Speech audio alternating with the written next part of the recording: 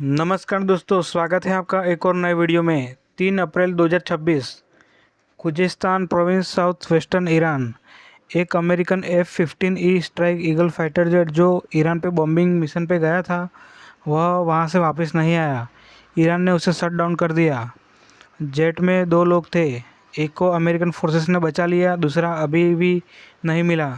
और यूएस के साथ रेस्क्यू हेलीकॉप्टर्स भी गए थे उनको ढूंढने के लिए। उन्हें भी ईरान ने मारा। ये पहली बार है इस पूरी वॉर में, जो फरवरी के आखिरी दिनों में शुरू हुई थी, कि ईरान ने एक अमेरिकन मेन्ड फाइटर जेट को गिराया। आज हम इस स्टोरी को इवेंट से एस्केलेशन तक सीधा और क्लैरिटी से समझेंगे। जो जेट गिराया था वो था F-15E स्ट्राइक ईगल। ये एक 2 सीटर एयरक्राफ्ट है, मतलब इसमें एक पायलट होता है और एक वेपन सिस्टम ऑफिसर, जिसे WSO कहते हैं। ये जेट यूके के RAF लेकनहेथ बेस से ऑपरेट करता था। अमेरिका का यूरोप में सबसे बड़ा फाइटर ऑपरेशन। ईरान का साउथ वेस्टर्न प्रोविंस खुजेस्तान के ऊपर ये जेट था कॉम्बैट मिशन पे। ईरानियन फोर्सेस ने उसे हिट किया। दोनों क्रू मेंबर्स ने इजेक्ट किया, यानी सीट से बाहर निकल गए सेफली। अमेरिकन स्पेशल फोर्सेस ने उन्हें ढूंढना शुरू किया। ईरान के अंदर एक क्रू मेंबर्स मिला अलाइव और बचाया गया, दूसरा अभी मिसिंग है। जब यह जेट गिरा, अमेरिका ने तुरंत एक combat search rescue operation launch किया। C-130 Hercules aircraft, black hawk helicopters rescue mission में जो A-10 थंडरबोल्ट, जिसे वॉरथॉग भी कहते हैं, गए थे, उसे भी ईरान ने हिट किया। वो प्लेन कुवैत की एयरबेस में पहुंचा। पायलट ने इजेक्ट किया। पायलट सेफ था, लेकिन वो प्लेन क्रैश कर गया।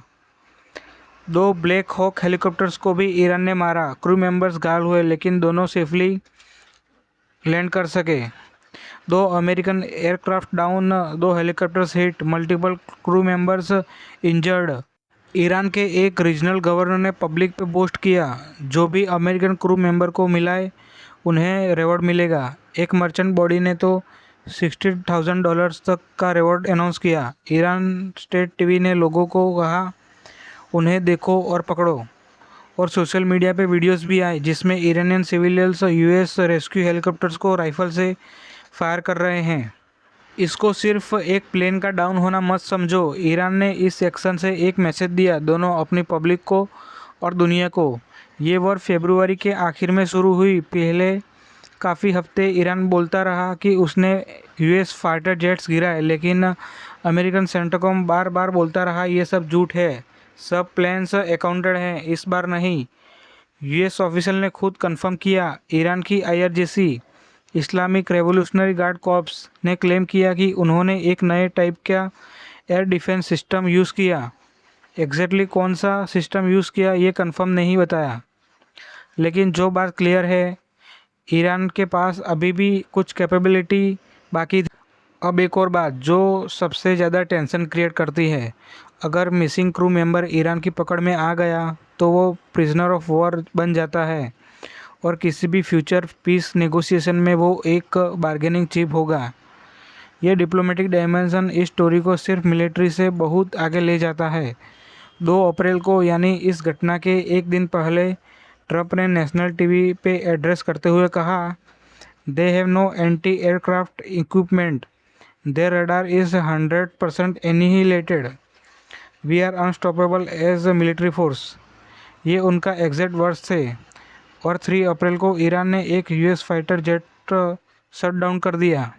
ये सिर्फ एक प्लान का मुद्दा नहीं है, ये क्रेडिबिलिटी का मुद्दा है। जब एक प्रेसिडेंट खुद अपने मिलिट्री की कंप्लीट एयर सुपीरियरिटी डिक्लेयर करे और फिर भी गारंटी टूट जाए, तो उसकी पॉलिटिकल कॉस्ट होती है। ट्रंप ने NBC न्यूज़ को बोला, इस घटना से ईरान के साथ नेगोशिएशन अफेक्ट नहीं होगी। उन्होंने थ्रू सोशल पे लिखा, with a little more time the US can easily open strait of Hormuz and take the oil. उसी दिन उन्होंने ईरान के B-1 ब्रिज को डिस्ट्रॉय करवाया। ये ब्रिज तेहरान के बाहर कराज में था, अभी अंडर कंस्ट्रक्शन था। 8 लोग मारे गए और 95 लोग घायल थे। ट्रंप ने पोस्ट किया, मच मोर टू फॉलो। तो एक तरफ नेगोशिएशन की बात हो रही है, दूसरी तरफ एस्केलेशन। ये दोनों चीज़ें साइमल्टेनियसली चल रही हैं। एक चीज़ है जो इम्पोर्टेंट है, मिलिट्री एक्सपर्ट ने ब्रेकेज दिखा और कंफर्म किया कि ये F-15E है, F-35 नहीं। ईरान का F-35 वाला क्लेम गलत था, लेकिन जो सबसे इम्पोर्टेंट बात है वो यूएस ने खुद एक्सेप्ट किया कि ये जेट गिरा। पहले वो बार बार कहते थे ये सब प्लान्स अकाउंटेड है, अब नहीं। रसिया के प्रेसिडेंट पुतिन और तुर्की के प्रेसिडेंट अर्दोगान ने फ्राइडे को एक फ़ोन कॉल किया।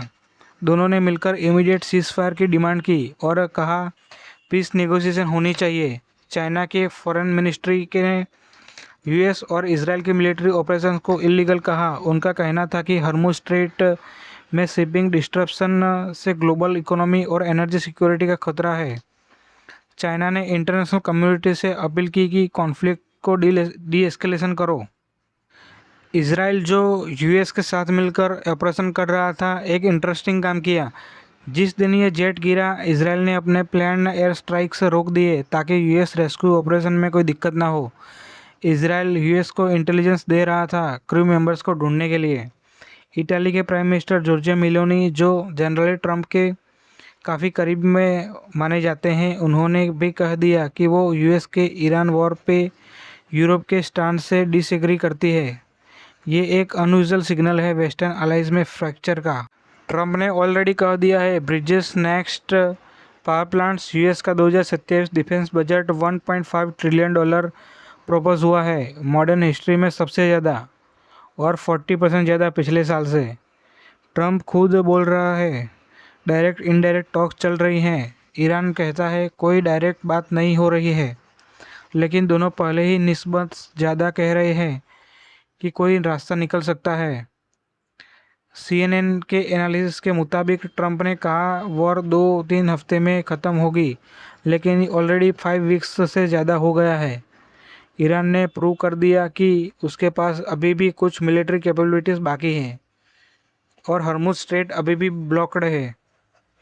एक चीज़ जो इकोनॉमिस्ट ने नोट किया, फेडरल रिजर्व के चिकागो प्रेसिडेंट, इस वॉर की वजह से ऑयल प्राइसेस बढ़ रही हैं, इन्फ्लेशन का रिस्क है और 2026 में इंटरेस्ट कट मुश्किल हो सकता है, और कैजुअलिटीज़ अभी तक 13 अमेरिकन सर्विस मेंबर्स की मौत हो गई, 365 से ज़्यादा घायल हो गए। ईरान के आम लोगों की कैजुअलिटीज़ इससे भी कहीं ज़्यादा है। इस पूरी स्टोरी में एक लाइन सबसे ज़्यादा मैटर करती है। ट्रंप ने 2 अप्रैल को कहा ईरान के पास कोई एंटी एयरक्राफ्ट सिस्टम नहीं है।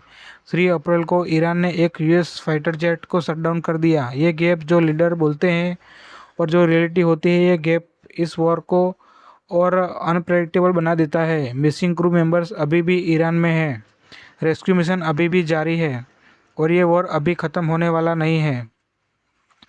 ये था आज का अपडेट। अगर आपको ये एनालिसिस यूज़फुल लगा तो शेयर करो और जो नया आए हो वो लोग सब्सक्राइब करो।